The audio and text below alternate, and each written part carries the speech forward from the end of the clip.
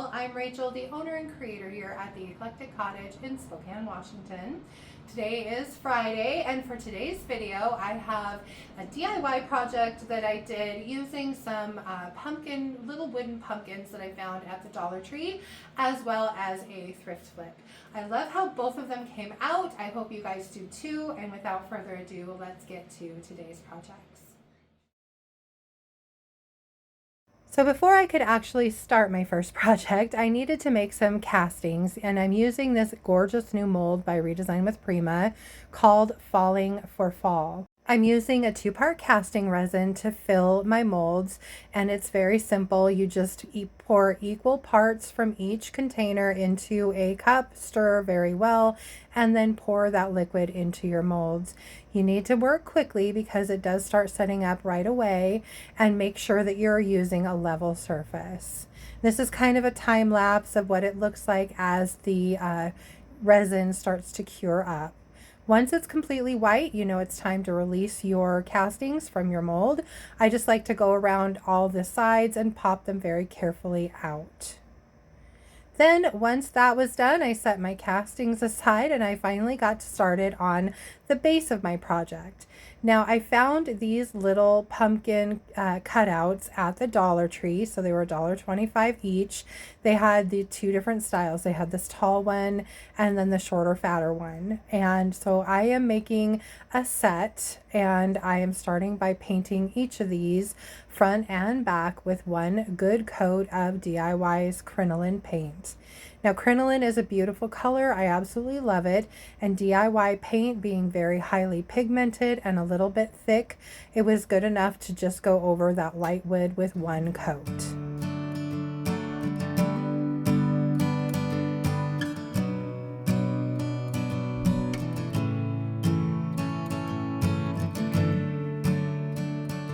Once I was done painting the wood pumpkins, I set those aside to dry, and I grabbed my castings. Now I'd already chosen which castings were going on which of the pumpkins, and I'm painting the pieces accordingly. So I'm painting the larger of the pumpkins I'm doing with DIY's Apothecary, and then I'm painting this little flower and the smaller of the 2 pumpkins with DIY's Skeleton Key. Then I decided to add a little bit of a background to my design, and I'm using this gorgeous stencil by Redesign with Prima called Anisa. It's one of the ones by Katja, and I am using a makeup sponge to apply DIY's Golden Ticket, which is a liquid patina, to the pumpkin. Now Golden Ticket is very thin, so you can see on the top right there, as I'm dipping my makeup sponge into it, I'm offloading a lot of that onto my cardboard and then going in with a relatively dry sponge and trying not to squish it down too much so that I don't end up with bleed underneath my stencil. Now the reason I chose the patina rather than a gold wax is because I knew I wanted to clear wax these, and if I would have put clear wax over any kind of gold wax, it would have erased it. So I needed something that would stay, so I used a patina. So I put one coat of clear wax on both of my board pumpkins and then all of my castings I would be using as well, and wiped back the excess with a shop towel. Once I'd finished with the clear wax, I moved on to DIY's dark wax, and I am just adding a thin layer of the dark wax to all of my castings and then wiping back as much of the excess as I possibly can with a dry shop towel. Just kind of working that dark wax down into the beautiful detail in these little pumpkin castings to try and help them stand out a little. Once I finished with the castings, I went ahead and grabbed my wood pumpkins, and I just went around the outside edge and added some of that dark wax just to add a little bit more depth and dimension to these. And then once I was finished with that, I went ahead and feathered a little bit of dark wax along the outside of both of my pumpkin forms. Then I just wiped back all the excess with a shop towel, and I used some dark wax on the back with a little bit of mineral spirits mixed in just to make it match everything else. Then it was time to place my castings, and I found that the flowers were a little long, so I cut off a bit of them. And then I grabbed my gold decor wax by Redesign with Prima called Eternal, and I just went over the details on my castings with a little bit of that wax to really make them stand out. It's almost time to assemble my project, but before I can glue my castings down, I wanted to go ahead and add some words to these little pumpkins. So I am using the new stamp set by Redesign with Prima called Fall, Sweet Fall, and I picked out a couple little sayings that fit on each of the pumpkins, and I used Stazon Ink, it's a permanent black ink, to ink up my stamps and then stamped them onto each of my pumpkins. Then it was finally time to actually glue down my castings and finish up this project. For my glue, I'm just using Titebond Quick and Thick in a nice thin layer all over the back of my castings. I really love how these guys came out. I might have gone a tad overboard with them, but I love the final result. I hope you guys do too.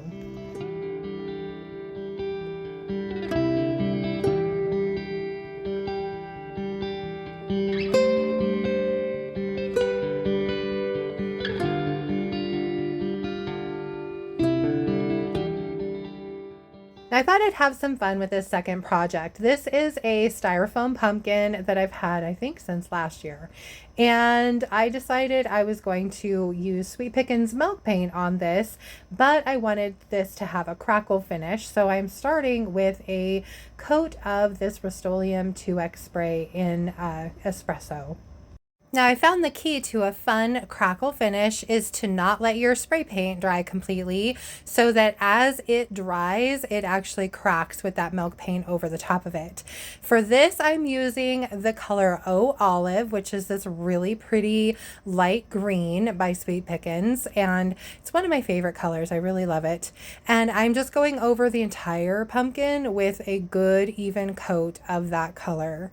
Then the next step is to grab a heat gun or a hair dryer, in my case a hair dryer, and warm up your paint. Now I had to be really careful because, like I said, my pumpkin is foam and I didn't want to melt it, so I'm trying not to hold it for too long in one place, but you can almost immediately see the paint start to crack as that spray paint underneath starts to dry, and it just makes a beautiful, beautiful effect on this pumpkin. Once I had my first coat pretty much dry, I went ahead and went over it with a second coat, and again used my hair dryer to dry my paint and watch the beautiful crackle happen. Then I gave the bottom of my pumpkin a good coat of paint as well and dried that with my hair dryer. And here is a shot of that crackle, you guys. Isn't that pretty? Then, even though I really loved this pumpkin the way it was, I wanted to add some flowers to it. And unfortunately, the flower selection I have in a lot of my transfer sets, there just wouldn't have been enough. And so I ended up with this one. The flowers are definitely a little bit larger than I wanted to use, but I think they really worked well. Now this is an older transfer set by Redesign with Prima called Painted Florals. I love it. I've had it in my stash for a little while, and slowly but surely I'm using up all of the little pieces of it that I have left. So I cut out two of the larger white flowers to use on this pumpkin, and for the first one I just kind of folded back a little bit of the backing just so that I could stick down the first part of it, and then I slowly tried to work my way across the rest of the pumpkin and lay that transfer down, trying to get it nicely creased inside of all the little crevices on the pumpkin. It was definitely a little bit of work, and I ended up with a couple wrinkles, but nothing too major. Then I just started applying my transfer as always, just rubbing it down with that transfer stick, very carefully trying to pull that piece of vellum and making sure that in all of those little nooks and crannies of this styrofoam pumpkin, I was using that stick to really press those down well. For this transfer, I ended up starting again on the other end of the transfer and just kind of working my way back towards the middle, just because I didn't want to accidentally peel any of those little bitty leaves up when I released the piece of vellum at the end. So I just worked my way back towards the center, slowly pulling up that piece of vellum and just making sure that all of my transfer was stuck down to my pumpkin. I can't tell you how happy I was when I finally was able to completely release the piece of vellum from this. And then I burnished it in really, really well with my fingers, just making sure that everything was seated down nice and tight against the pumpkin. Then I moved on to the second flower, and I prayed that I wouldn't mess this one up since I'd already successfully had the other one laid down. And luckily, since I had practiced once before, this one actually went down a little bit quicker and easier than the first. Now, I have to admit that initially I had planned on adding a few more flowers to this pumpkin, but I figured I'd already tested fate enough for one day and I stopped at just the 2. I'm really happy with how they look though, and I think I made the right call. Then I needed to do something with the stem, and so I grabbed my color by DIY called Prairie Gray. It's a beautiful dark taupey color, and I just painted that stem with one good coat of that. Once everything was dry, it was time to seal my paint. And I like to use oil wax on Sweet Pickins Milk Paint. It's probably my favorite sealer for it. And in this case, I grabbed their dark oil wax. I'm just using a chip brush to apply a pretty liberal coat of the oil wax all over the pumpkin. I also used it on the stem, and then I came back about 15 minutes later with a dry shop towel and wiped back all the excess oil wax. So I'm just being really careful not to rub too hard. I don't want to take any of the paint off of the pumpkin, but I do want to get all of that oil wax wiped back. I'm really loving the way that this pumpkin came together. I hope you guys like it as much as I do.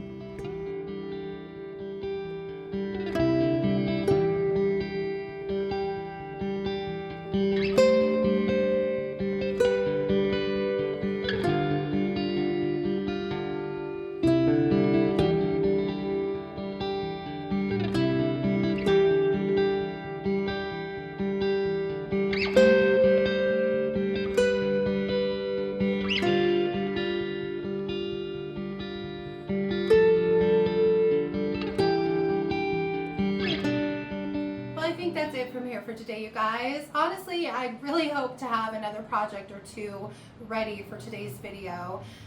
My life has gotten a little hectic though lately because my husband and I are getting our house ready to go up on the market, and every spare second we have has been spent working towards that goal. And so I normally come in on either Sunday or Monday for a little bit and finish up projects or get some projects going, those kind of things, while I don't have any customers in the shop, and that just hasn't happened the last couple weeks, unfortunately. So I'm a little behind, and so I am going to do my best to have at least a couple more, maybe 3 projects done for Tuesday's video, so I hope you'll join me for that. I hope you did enjoy today's video. If you did, please remember to give it a thumbs up. I so appreciate that. And if you haven't already, I would really love it if you would subscribe to my channel and then just hit the little notification bell so you don't miss any of the craziness that goes on here in my cottage. And then I'd really love it if you drop a comment below. Let me know what you did think of my projects I completed for today's video. For Tuesday, like I said, it's going to be some thrift flips. I've already got one almost finished, so I should be able to have that one ready, and possibly a DIY. I've got some more of those little pumpkins I really want to try some different things with, so I'm hoping to throw a couple more of those in as well. Also, just a quick reminder, any of the paint and products you see me use can be purchased through me at my website, and that's www.theeclecticcottagespokane.com. It's listed below in the description box as well. And I carry DIY paint and products, Sweet Pickins Milk Paint and products, as well as Recycled Treasures decoupage papers, and of course Redesign with Prima. So please go check those out. Anyway, I hope you guys will join me back here for Tuesday's video. Until then, I hope you have a fantastic weekend, and thank you so much for being here. I appreciate it. I'll see you Tuesday. Bye.